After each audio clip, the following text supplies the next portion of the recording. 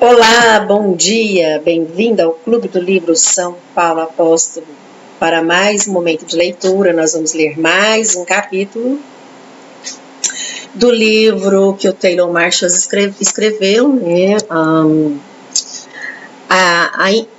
Infiltrados, a trama para destruir a Igreja Católica a parte de dentro. E hoje, o capítulo 11, nós vamos ler a parte, né, do Papa Pio XII como Papa de Fátima, porque foi Pio XII que realmente, né, reconheceu todas as aparições em Fátima. Eu gostaria de convidar você a iniciar invocando a Santíssima Trindade e, como de costume, pedir a intercessão da Virgem Maria para antes do estudo. Que ela nos abra o nosso coração, que derrube as escamas dos olhos e nos dê sabedoria. Em nome do Pai, do Filho e do Espírito Santo. Amém. Oração à Virgem Imaculada antes do estudo. Debaixo do vosso patrocínio, ó Mãe diletíssima, e invocando o mistério da vossa Imaculada Conceição, quero prosseguir os meus estudos e trabalhos literários e protesto fazê-lo principalmente a fim de servir melhor para propagar a honra divina e o vosso culto. Rogo-vos, pois, Mãe amantíssima, sede da sabedoria, que favoreçais benignos meus trabalhos e eu de boa vontade, piedosamente, vos prometo que é justo todo o bem que provier dos meus estudos e de atribuir inteiramente a vossa intercessão diante de Deus. Amém. Em nome do Pai, do Filho e do Espírito Santo. Amém. Então vamos lá, a cachorrada tá latindo, vocês estão ouvindo, né? Não tem como. Outro dia eu tava escutando, gente, engraçado, né? Às vezes você vê pessoas que realmente têm cachorro, né? E aí outro dia eu tava vendo as aulas do professor Carlos Bezerra, e em uma delas saiu uma cachorrada no fundo latindo. Eu acho que ele estava numa escola, e nessa escola, entendeu? Não sei se eram cachorros de rua ou o que é, mas ele estava dando aula. E aí saiu o latido das cachorradas. Aí eu falei assim, nossa, parece que a Aira e a Fuxica passou pro lado de lá, porque foi uma latição. Não tinha como. E ele chegou aí na aula, entendeu, gente? Então, continuemos, né? Deixa eu só tomar aqui o cafezinho, senão vai esfriar. Café e livro, né? Tem que ter, não tem jeito. A gente tem que ler e tem que tomar um cafezinho para ver se funciona, né? Os neurônios, né?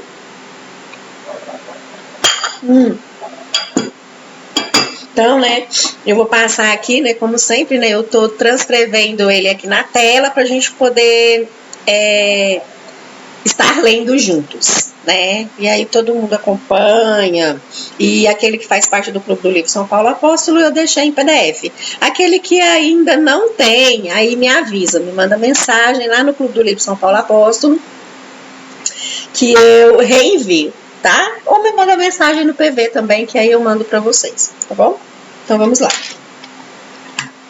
Capítulo 11, Pio XII como Papa de Fátima. Eu tenho que aumentar aqui para mim, gente. Vamos lá. Portanto, a doutrina católica, toda e inteira, está para ser apresentada e explicada. De maneira nenhuma é permitido ignorar em silêncio ou encobrir com os termos ambíguos a verdade católica relativa à natureza e maneira de justificação, a constituição da Igreja, a primazia da jurisdição do Pontífice Romano, e a única verdadeira união pelo retorno dos dissidentes à única e verdadeira Igreja de Cristo. Papa Pio XII, na instrução sobre o movimento ecumênico. Papa Pio XII, ele foi um dos papas que realmente condenou o ecumenismo. A forma com que ele está sendo feito agora, nós podemos observar aqui que iniciou o caminho sinodal, né?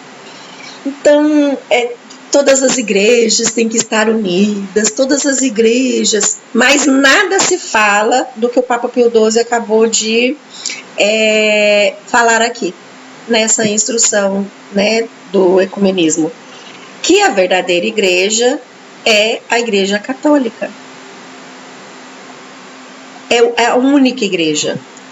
Então, quando se fala em unidade da igreja, é a unidade na Igreja Católica. E eu custei entender isso. Custei. Para mim, todos que falavam de Deus, estava bom. Estava no caminho do céu. Mas não é bem assim. Continuando. Então, parece haver um erro aparente na mensagem de Fátima. A mulher de branco dissera a Lúcia: essa guerra acabará, mas se os homens não deixarem de ofender a Deus, outra e mais terrível guerra começará durante o pontificado de Pio XI.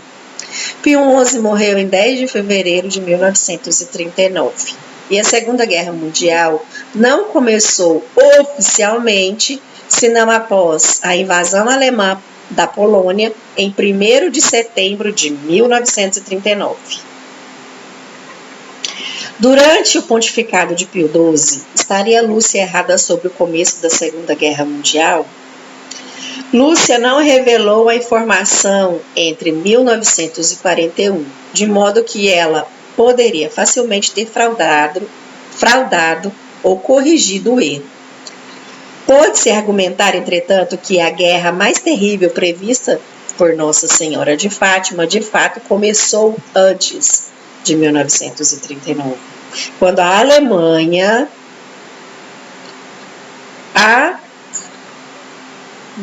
não sei, eu creio que, invadiu a Áustria e reivindicou partes da Tchecoslováquia em 1938, durante o pontificado de Pio XI. As peças do xadrez já estavam movidas para suas posições.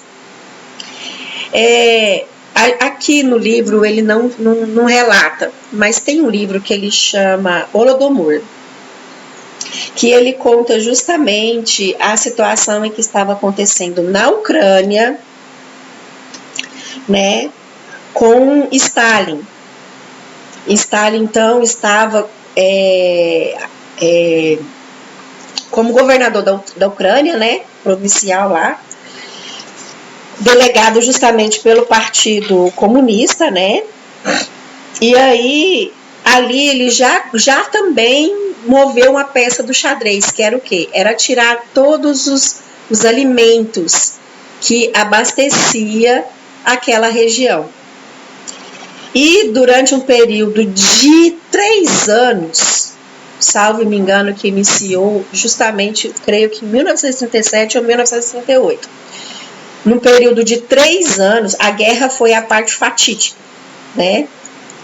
Mas num período de 3 anos, toda a população da Ucrânia começou a morrer de inanição, de fome.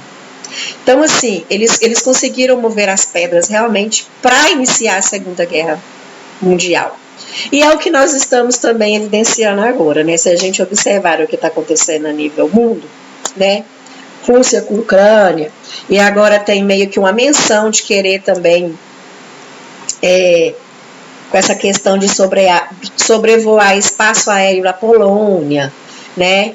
A Rússia também tem interesses numa parte realmente da Europa, né? Tem essa união de Rússia com China, e agora a gente está vendo essa questão dos conflitos lá em Israel, realmente eles estão em guerra interna, e acaba que todas essas, a questão, né, dos partidos, que eles são denominados partidos, né, os partidos que são terroristas, né, Hamas, Hezbollah, tem pessoas infiltradas em outros países, acaba que nós podemos crer que também está havendo uma movimentação para início de uma outra guerra, quiçá a Terceira Guerra, né, Mundial.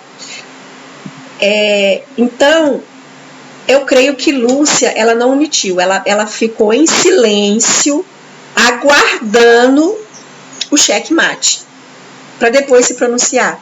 Porque uma menina muito jovem, com 9 anos, ouviu as profecias de Nossa Senhora. Olha para uma criança de 9 anos, né? Hoje até que as crianças de 9 anos, elas são bem mais espertas do que as de antigamente. Porque a grande maioria já tem um celular, ela já sabe mexer no TikTok, ela já consegue fazer vídeo rebolando aí na internet. Mas, naquela época, as crianças eram de uma extrema inocência. Né, uma extrema inocência. Elas não tinham acesso às notícias. Então, muitas coisas que Nossa Senhora falou para Lúcia, né, porque lembrando que Lúcia falava e ouvia. A Jacinta ouvia, mas não falava com Nossa Senhora. E o Francisco, ele nem ouvia e nem falava, ele só via a Virgem Maria, né? Ele via que estava acontecendo uma conversa, um diálogo, e depois Lúcia reportava para as crianças. Mas, para aquelas crianças, naquele período, muitas coisas que Nossa Senhora falou que iria acontecer no futuro, era uma interrogação para elas. Uma grande interrogação, inclusive de interpretação, né? Então, vamos lá. Independente da data precisa do início, o Papa Pio XII é conhecido como Papa de Fátima e o Papa da Segunda Guerra Mundial. Pio XII era devoto de Nossa Senhora de Fátima e atentou para o fato de que sua consagração episcopal ocorreu em conjunção com a primeira aparição da Virgem Maria no mesmo dia de 13 de maio de 1917. Lúcia revelara o primeiro e o segundo segredos de Fátima em 1941. E o Papa Pio XII teve a notícia do segundo segredo, a qual mencionou uma desconhecida luz e também a consagração da Rússia. Esta guerra acabará, mas se os homens não deixarem de ofender a Deus. Outra e mais terrível guerra começará durante o pontificado de Pio XI. Quando virdes uma noite iluminada por uma desconhecida luz, saberei que é o grande sinal dado por Deus a vós de que Ele está prestes a punir o mundo por seus crimes, por meio de guerra, fome e perseguição. A Igreja e o Santo Padre. Para prevenir isso, eu virei ao mundo para pedir a consagração da Rússia ao meu Imaculado Coração e a comunhão de reparação dos primeiros sábados. Se meus desejos forem cumpridos, a Rússia será convertida e haverá paz. Senão, ela espalhará seus erros por todo o mundo, provocando guerras e perseguições à Igreja. Os bons serão martirizados. O Santo Padre terá muito a sofrer. Várias nações serão aniquiladas. Ao final, meu Imaculado Coração triunfará. O Santo Padre consagrará a Rússia a mim, e ela será convertida, e um período de paz será garantido ao mundo. Bom, acerca da desconhecida luz, algo semelhante à aurora boreal apareceu na noite de 25 e 26 de janeiro de 1938. Entre as 20 horas e 45 e 1 hora e 15 da madrugada do outro dia, né, o dia 26. Essas luzes setentrionais estranhamente se estenderam longe ao sul, para a Espanha, Áustria e Portugal, onde a própria Lúcia as testemunhou como sinal. Surgiram rumores de que o Papa Pio XI, em Roma, viria a desconhecida luz. O New York Times, de 26 de janeiro de 1938, noticiou: a aurora boreal, raramente vista na Europa meridional ou ocidental, espalha medo em partes de Portugal e no sul da Áustria desta noite, onde centenas de britânicos maravilhados afluíram correndo para as ruas. O brilho vermelho levou muitos a pensar que metade da cidade estava ardendo em chamas. O departamento de incêndios de Windsor foi chamado. acreditando-se que o castelo de Windsor estava em chamas. As luzes foram claramente vistas na Itália, Espanha e mesmo em Gibraltar.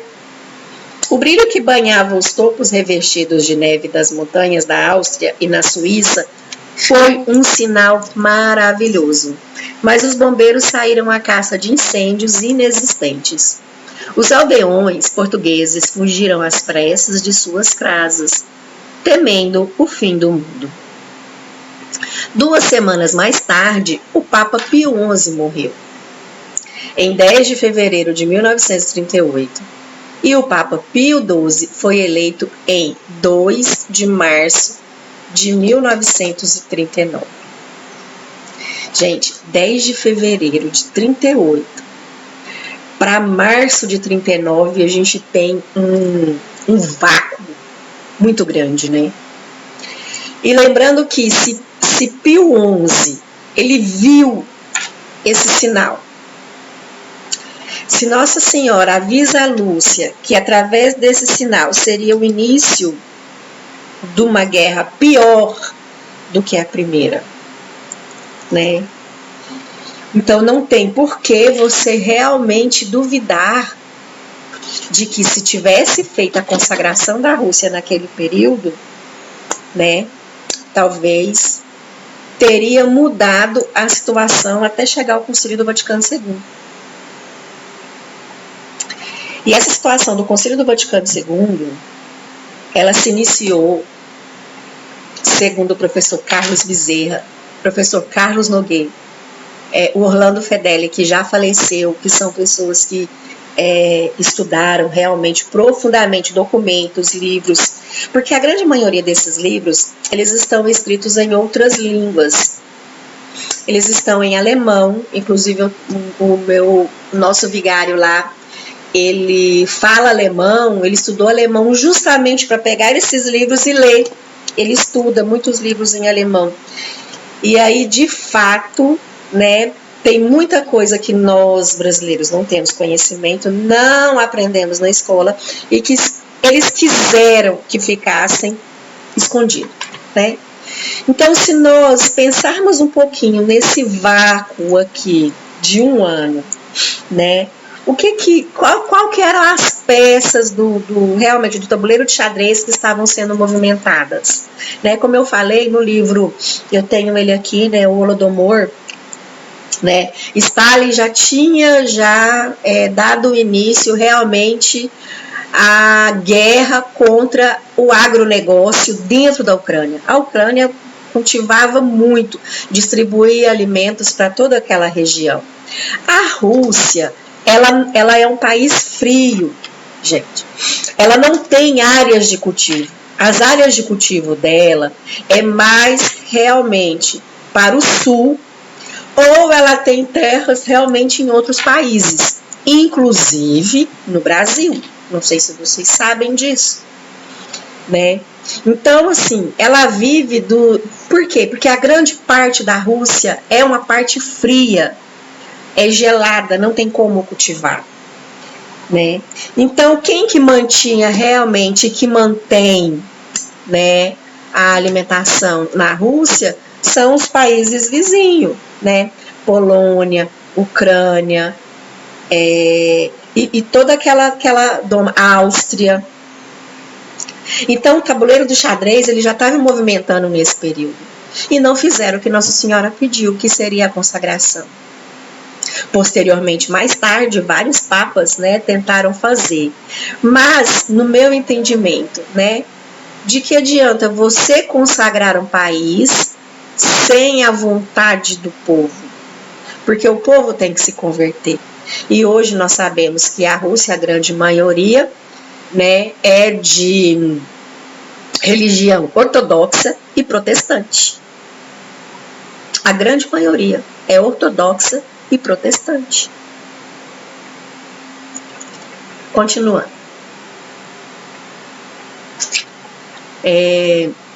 Quando virdes uma noite iluminada por uma desconhecida luz, sabereis que é o grande sinal dado por Deus a vós, de que ele está prestes a punir o mundo por seus crimes.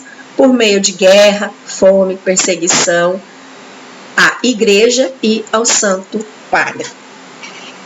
Quando eu falo que as mensagens de Fátima, ela é para os nossos tempos, e eu acredito realmente que é, se nós pegarmos La Salete, Fátima, Garabandal. Então a gente consegue identificar justamente o que está acontecendo. Guerra, fome, perseguição à Igreja e ao Santo Padre. A questão do Santo Padre, eu creio que a perseguição já ocorreu desde o início, antes do Concílio do Vaticano II, né? Lá que padres já foram presos, né? E hoje, estudando realmente, profundamente, analisando o que está acontecendo, né? Essa questão do ecumenismo, né? Eu creio que a parte do Santo Padre a gente deixa de lado a questão de perseguição, porque essa perseguição já ocorreu e eles conseguiram derrubar, né, o sapiencial, né, o pastor em si. Mas isso é uma coisa para um outro momento, que aí eu estou me estudando mais e me aprofundando para trazer para vocês aqui no Clube do Livro São Paulo Apóstolo. Continuando. Enquanto a Segunda Guerra Mundial incendiava em todo o mundo por seus crimes, o Papa Pio XII tentou obedecer à Santa Virgem de Fátima. Em 1942, ele fez a consagração de Fátima ao Imaculado Coração de Maria para todo o mundo. Gente, ela pediu para a Rússia, não é? Então, assim, já tem uma interrogação aqui. Ela se tornaria um modelo para muitas outras consagrações papais ao Imaculado Coração de Maria, que não iria especificar a Rússia em suas fórmulas. Isso provocou décadas de debates sobre a consagração da Rússia. Teria a consagração do mundo propriamente consagrado à Rússia da maneira com que Nossa Senhora de Fátima pedira? Interrogação. Uma analogia pode ser útil para esclarecer essa questão. Se um pai pedir ao Papa que abençoe seu filho terminalmente doente, e o Papa responder sim, ficarei feliz em fazer essa bênção. Eu abençoo todas as crianças do mundo em nome de Patris, et Filii, et Spiritus Sancti. Teria o Papa abençoado o filho doente do homem? Sim, ele de fato abençoou o menino, mas de um modo genérico e não específico. E aí está a diferença. A Igreja Católica, em suas bênçãos e liturgia, requer especificidade em seus ritos. O que acontece, meus amigos do Clube do Livro São Paulo Apóstolo, quando a gente fala em rito? O rito da Santa Missa é o rito da Santa Missa. O rito do matrimônio é o rito do matrimônio. O rito do batismo é o rito do batismo. O rito da unção dos enfermos é o rito da unção dos enfermos. O rito da imposição do escapulário é um rito específico para a imposição do escapulário. E assim sucessivamente. É isso que ele quis dizer aqui, né? Existem especificidades em seus ritos. Para que o matrimônio seja válido, ele tem aquele rito específico, ele tem as palavras específicas, a bênção específicas, o batismo, a fórmula específica, o sacramento da reconciliação, né? Quando você, né, na confissão, ele tem a fórmula específica, né, para perdoar os pecados. Então, é isso que ele quis dizer, né, que deixa essa interrogação. Um padre não pode batizar várias pessoas simultaneamente com um balde de água ou uma mangueira. Cada pessoa deve ser batizada individualmente. Quando os padres consagram a Eucaristia, eles consagram apenas as hóstias no corporal. Não aquelas que estão próximas na sacristia. Inclusive aqui eu elevo aquela interrogação nas jornadas mundiais da juventude, inclusive numa jornada mundial da juventude aqui no Brasil, né, que teve, em que várias hóstias foram colocadas em copos descartáveis e, em função da multidão, o Papa não caberia essas hóstias lá no altar. Aí o que eles fizeram? Pegaram elas do copo descartável, os ministros levantou e o Papa Francisco consagrou a hóstia lá no altar. E aí disse que consagrou a hóstia ali naquele copo descartável na mão do ministro e foi distribuir.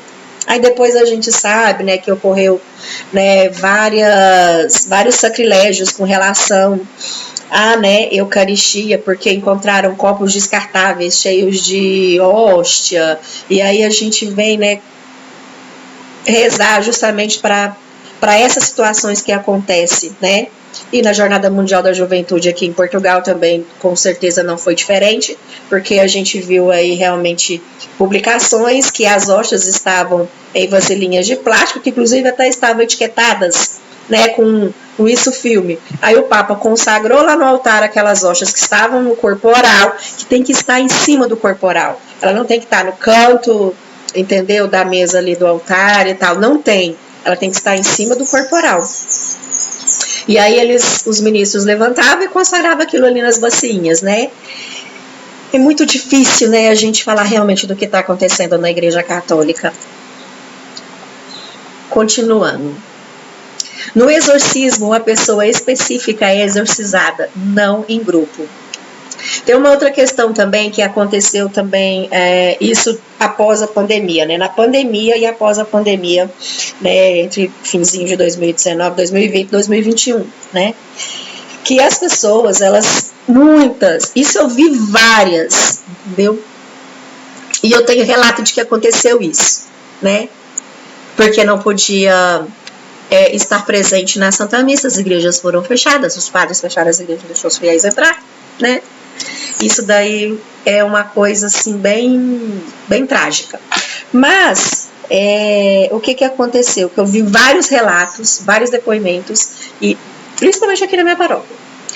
Do padre, a pessoa às vezes está com um objeto, né, um sacramental, e aí a pessoa ligar e o padre dá a bênção por celular. A distância. Entendeu? Então é uma coisa assim que eu fico com essa interrogação, justamente por conta disso daqui, né? Tem essa interrogação, né? E isso pegou-se de costume. Inclusive, eu sei de relatos de pessoas que ligavam para sacerdotes e falam: padre, eu quero me confessar, por celular. Não tem como. Porque tem que ser presencial, né? A absolvição é presencial. Você está ali de joelhos, no tribunal, em que o sacerdote está em persona Christi.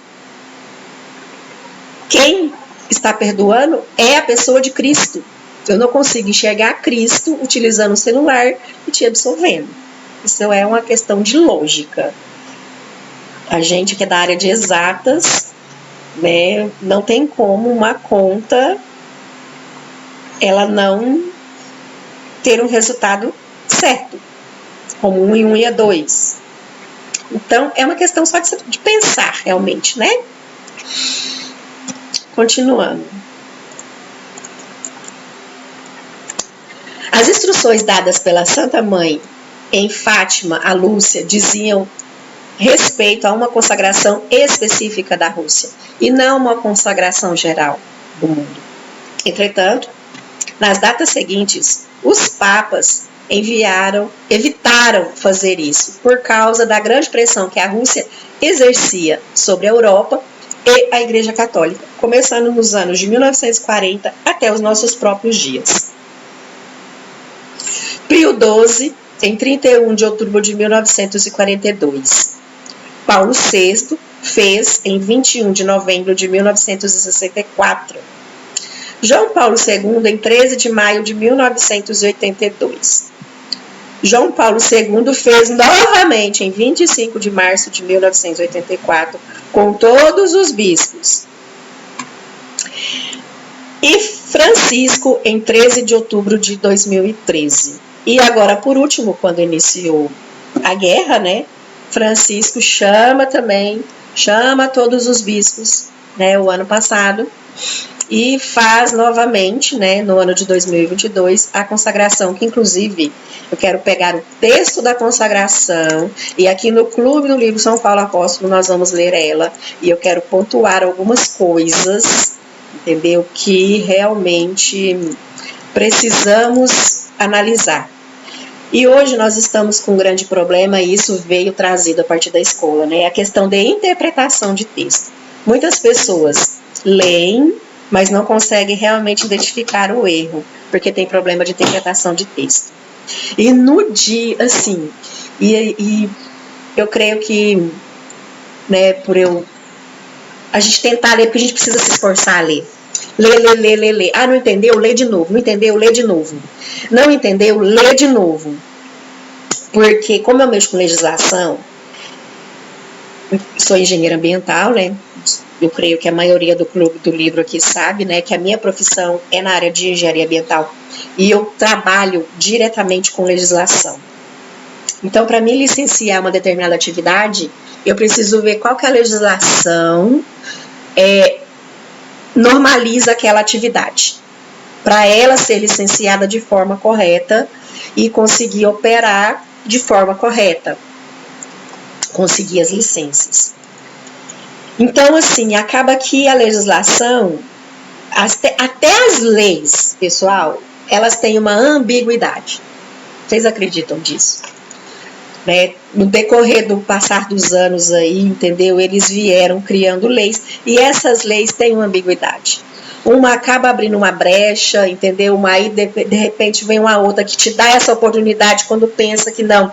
Vem uma instrução normativa que fecha aquela brecha, você está entendendo? Dentro do município ou dentro do estado. E aí é onde você tem, às vezes, determinadas atividades. Um exemplo: incineração de resíduos.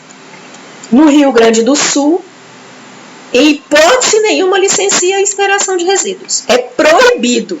E nós temos uma resolução que dita, entendeu? Que pode sim instalar incineradores para licenciar. Isso aí é um exemplo, né? E eu estou trazendo isso, a parte prática, aqui para o meio, para a gente começar a usar o nosso raciocínio. E aí, Francisco, ele fez essa consagração, né? Então, assim, eu vi uma coisa ambígua, realmente, na consagração. Segundo ele, juntou-se todos os bispos, né? Eu creio que naquele dia, as paróquias, né? Você ouve falar que muitas paróquias, os sacerdotes, eles fizeram naquele dia, né? Em vários horários, porque todos os dias tem missa, em vários lugares do mundo, em horários diferentes. Então, nesse momento agora, está tendo uma missa em algum lugar do mundo. Mas eu quero ler aqui com vocês, no Clube do Livro, justamente essa consagração do ano passado, porque eu creio que em todas as consagrações que eles fazem, não direcionam o desejo que Nossa Senhora pediu a Lúcia naquela época. Vocês estão me entendendo? Então, vamos lá, continuando. Todas essas foram consagrações genéricas do mundo ao Imaculado Coração de Maria, e como tais foram graciosas, boas e benéficas à Igreja Católica, e por extensão a toda a humanidade. Lembra, ó muito graciosa Virgem Maria, que nunca se soube de alguém que se abandonou à tua proteção, implorou a tua ajuda ou buscou a tua intercessão e foi deixado desamparado. E, entretanto, não é isso uma consagração papal exata da Rússia ao Imaculado Coração. Há uma e apenas uma consagração papal na história da Igreja Católica que aproxima de uma consagração específica da Rússia ao Imaculado Coração. E ela é encontrada na Carta Apostólica Sacro Vergente de Pio XII, datada de 7 de julho de 1952. Ali, Pio XII reconta o relacionamento centenário de Roma com o povo russo, começando com os esforços missionários de São Cirilo e São Metódio, em cuja festa esta carta foi escrita, que foram enviados pelo Papa Adriano II para os povos eslavos. Pio XII lembra o relacionamento feliz de Roma com a Rússia e menciona a ajuda fornecida por sua própria mediação com o cardeal Pacelli, pelos papas Bento XV e Pio XI. Sem desculpas, ele destaca que Pio XI determinou que as tradicionais orações leoninas após a missa baixa fossem feitas para as condições infelizes da religião na Rússia. Então, Pio XII, especificadamente, consagra a Rússia ao Imaculado Coração. Nós, portanto, para que nossas orações sejam mais prontamente garantidas e para dar-vos uma singular prova de nossa particular benevolência, da mesma forma como há poucos anos consagramos todo o mundo ao Imaculado Coração da Virgem Mãe de Deus, assim agora muito especialmente, nós consagramos todos os povos da Rússia ao mesmo Imaculado Coração, na certa confiança de que, com o mais poderoso patrocínio da Virgem Maria, os votos serão cumpridos assim que possível, os quais nós, todos os bons, constituímos para a paz verdadeira, para uma concórdia fraternal e para uma devida liberdade de todos, e primeiramente para a Igreja, de forma que, através da oração que levantamos convosco e com todos os cristãos, o reino salvífico de Cristo, que é o reino da Igreja, que é o reino da verdade e da vida, o reino da santidade e da graça, o reino da justiça, e todas as partes da terra possa triunfar e rapidamente crescer. Pio XII explicitamente se refere à consagração internacional de todas as nações em 1942. E aqui em 1952 ele a renova, mas desta vez especificadamente para a Rússia. Nós consagramos todos os povos da Rússia ao mesmo Imaculado Coração, na certa confiança de que, com o mais poderoso patrocínio da Virgem Maria, os votos serão cumpridos assim que possível. Isso, de fato, parece ser uma específica e precisa consagração papal da Rússia ao Imaculado Coração.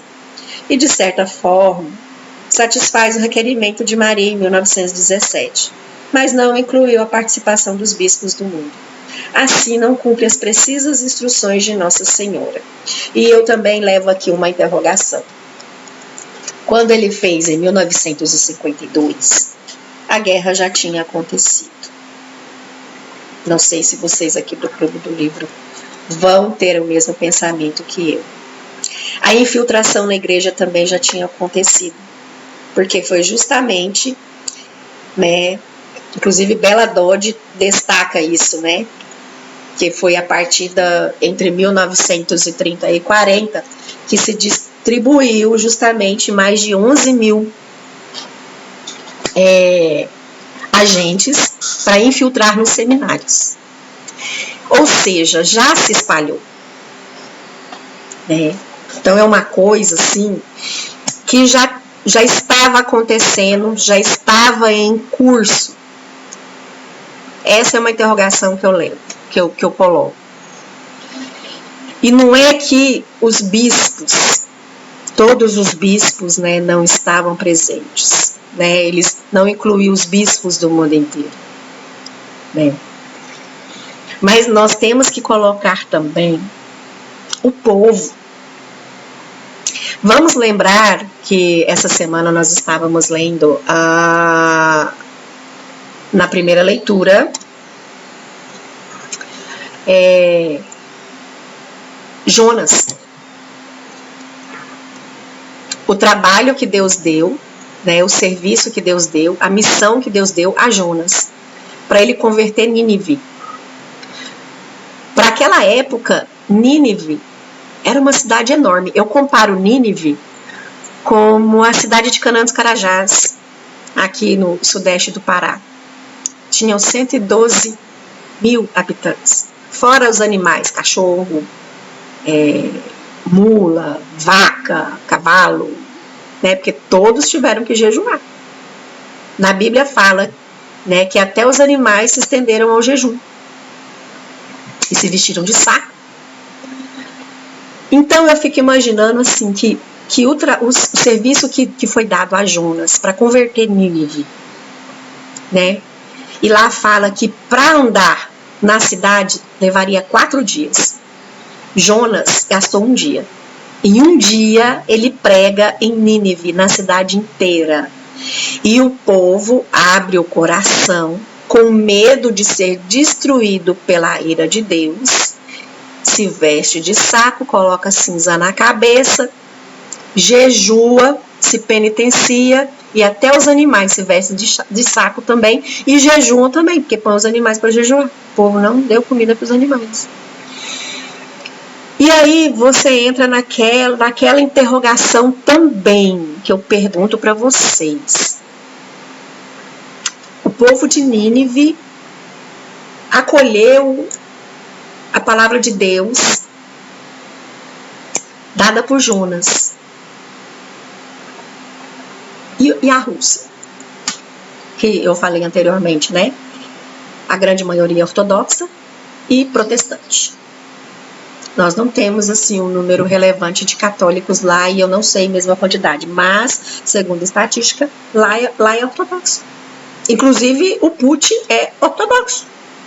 Ele é católico ortodoxo, da igreja ortodoxa. Não é católico, apostólico, romano.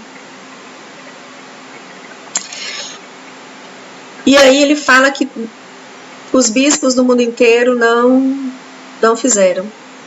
E os bispos da Rússia? E o povo russo? Eles têm realmente o desejo de conversão?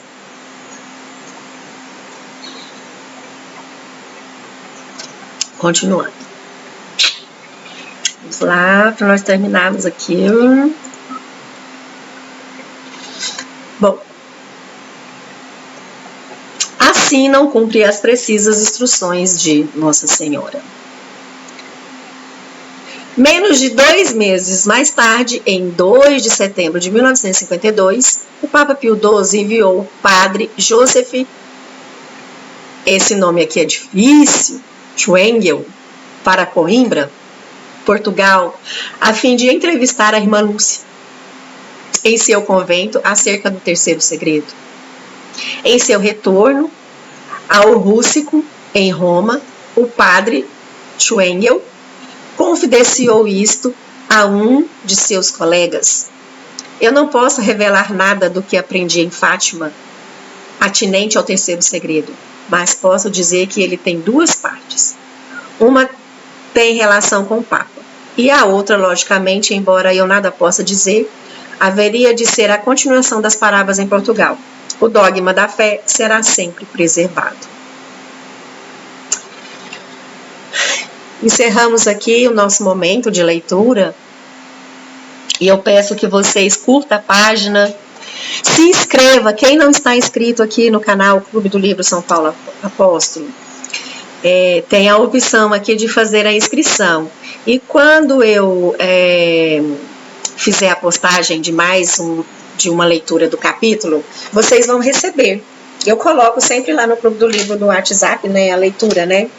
Mas se vocês escreverem automaticamente, né, e ativar o sininho, automaticamente vocês vão ver o próximo capítulo que eu divulguei, né, li e publiquei lá. Então eu peço que você se inscreva no Clube do Livro São Paulo Apóstolo, né? E aí vamos estudar. E vamos pedir a intercessão da Virgem Maria para que ela nos conceda sabedoria. E eu creio que o triunfo do Imaculado de Maria nós já estamos vivendo. A partir das consagrações já iniciou esse triunfo. Eu tenho realmente para comigo. Né? A partir do quê? Das conversões e consagrações ao Imaculado Coração dela que tem acontecido. Então muitas pessoas estão sendo convertidas. E você vê pessoas que viviam realmente uma vida totalmente contrária às virtudes, né? E à vontade de Deus. E essas pessoas estão se convertendo. Né? Nós temos aí artistas, atores, né? Atores, atrizes, que estão deixando o caminho, né? Esse caminho de ilusão, de sucesso, e estão voltando para uma vida reclusa e pregando o evangelho, né? Inclusive eu admiro muito uma atriz que é a Cássia Kiss, né? Eu creio que todas conhecem. Você vê a vestimenta dela, o modo de vida dela, a forma com que ela reza, né? O rosto dela envelhecido, você enxerga ali, entendeu? A humildade, né? E a postura dela, né? Diante do processo de conversão que ela tem passado, porque o processo de conversão é diário. E a gente vê nela que realmente, né, é sincero, né? E o apego à Virgem Maria, a Nossa Senhora, né? E com ela a gente vê muitas outras que estão mudando a postura de se vestir, né? A Pietra Bertolazzi. Pietra Bertolazzi, né, uma modelo que desfilava aí para várias marcas, né, famosas aí. E hoje você vê a forma dela se vestir, a forma dela andar, né, o trabalho que ela está fazendo contra o feminismo, antifeminismo, né. Esses dias eu vi um vídeo dela falando a respeito do croppé, que o pai e a mãe que deixa o seu filho usar croppé, ele merece cadeia. Que a filha com aquela barriga de fora na infância, entendeu? Ela está causando realmente o que a gente está vendo hoje no mundo, né? A exposição de crianças. Eu não vou falar o nome, porque se eu falar, às vezes a plataforma nem divulga meu vídeo, né? Mas o P, aí vocês concluem, termina com A. Então a Pietra Bertolazzi, ela fala isso. Ela fala da calça leg, que calça leg você não tem que ficar andando na rua. E se você vai para uma academia, você tem que fazer academia. Ela fala, não, nós precisamos, entendeu? Fazer uma atividade física. Mas se você vai para a academia, coloca uma calça leg, coloca uma blusa comprida, né, tampa, né, o bumbum para você fazer os exercícios, né, coloca alguma coisa de modéstia ali para você praticar os exercícios. Né, igual eu faço caminhada e eu visto realmente a calça, mas eu sempre coloco a blusa comprida até o meio da coxa que tampe, né? Tem aquelas sainhas, tudo. Então eu admirei tanto ela falar daquilo, do modo de vestir. Miriam Rios, eu sou da época da Miriam Rios de novela, né, da época que ela era namorada do Roberto Carlos, entendeu? E aí assim ela veio passando, né? Hoje você vê hoje ela é ministra da Eucaristia, né? Ela é ministra da Eucaristia, usa véu, entendeu? Então assim você vê que existe sim a graça das pessoas abrirem o coração, entendeu? E se converterem. Aí a Rússia, gente, vamos lá, é a interrogação que eu faço de novo. Esse povo quer conversão. Olha para Israel, né? Uma coisa que o Guilherme Freire falou, inclusive eu repostei no meu Insta. O problema de tudo lá em Israel é reconhecer Cristo como Rei do Universo. Eles ficam só em lá, Deus, né? Eles não reconhecem Jesus Cristo, que ele nasceu da Virgem Maria. E é Deus, ele é Deus. Eles não reconhecem Jesus Cristo como Deus. Eles falam que Jesus é um profeta, como São João Batista, Santo Elias, né? E aí, assim, o problema lá tá nisso. É colocar Cristo no centro. Reconhecer que Jesus Cristo é Rei do Universo, que é a última festa, né, colocada realmente já no final do ano litúrgico.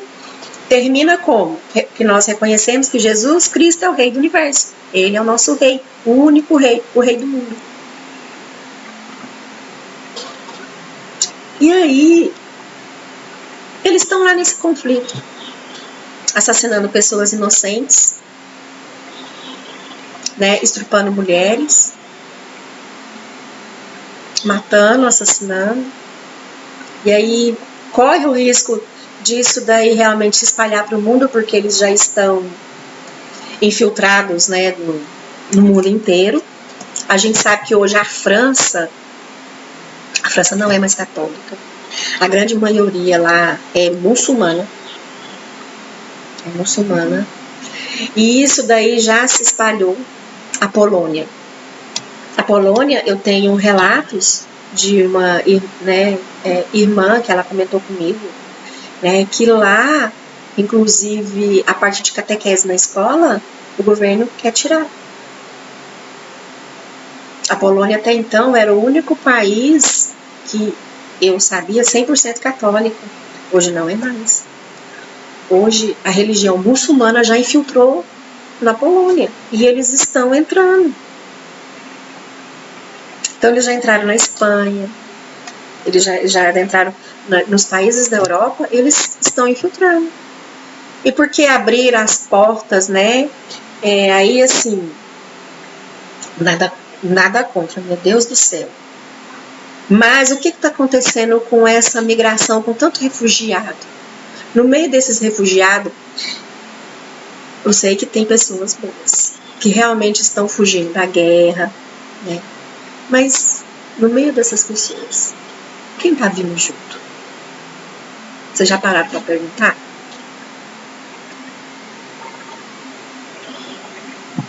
Como que Troia foi destruída? Por uma infiltração. Por dentro. Deram um cavalo de presente para o rei. Dentro desse cavalo tinha quem? Todo um exército. Então, assim, é um cavalo de Troia. A vinda de refugiados é um cavalo de Troia.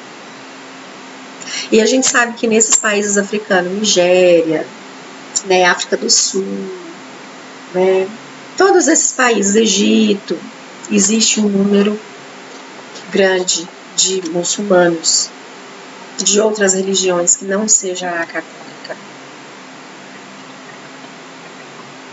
Então, continuo pedindo para todos vocês do Clube do Livro São Paulo Apóstolo, continuemos em oração, vamos rezar pela igreja, esse caminho sinodal aí, esse sínodo da sinodalidade, é uma coisa que está, assim, de espantar, né? E o perigo maior realmente que eu enxergo é o que está acontecendo com a Igreja Católica. Fiquemos atentos ao que está acontecendo com a Igreja Católica, é o que vai acontecer daqui por diante. Continuemos em oração. Mas não só em oração, né? Nossa Senhora fala lá para as crianças, né? Para Lúcia, Jacinta e Francisco. Penitência, penitência, penitência. A gente precisa aprender a fazer penitência. Em nome do Pai, do Filho e do Espírito Santo. Amém. A vossa proteção recorremos, Santa Mãe de Deus, não desprezeis as nossas súplicas nem nossas necessidades. Mas livrai-nos sempre de todos os perigos, ó Virgem gloriosa e bendita. Amém. Em nome do Pai, do Filho e do Espírito Santo. Amém. Vejo vocês no próximo encontro. Até lá.